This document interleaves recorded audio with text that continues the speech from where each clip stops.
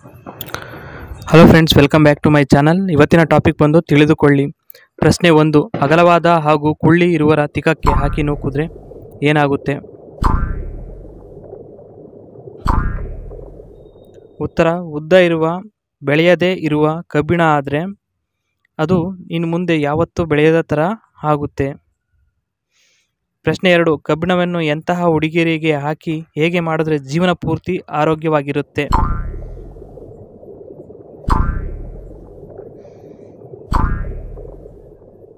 ಮನೆಯಲ್ಲಿ ಶಿಸ್ತಿನಿಂದ ಬೆಳೆಸಿರುವಂತಹ ಮನೆತನದವರನ್ನು ಹಾಕಿ ಮಾಡಿದ್ರೆ ಆರೋಗ್ಯಕ್ಕೂ ಒಳ್ಳೆಯದು ಮತ್ತು ನೀಟಾಗಿ ಇರುತ್ತೆ ಅವ್ರದ್ದು.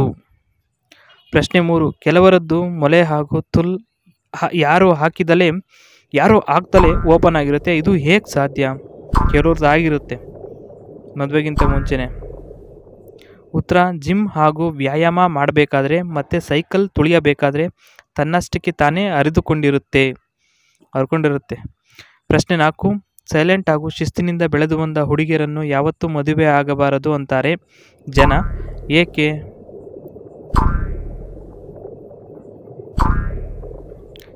ಅಂದರೆ ಅವರು ಬಾಯಿಗೆ ಐಸ್ ಕ್ಯಾಂಡಿಯನ್ನು ಇಡಿಸಿಕೊಳ್ಳಲ್ಲ ಮತ್ತು ಚೀಪಲ್ಲ, ಅದಕ್ಕೆ.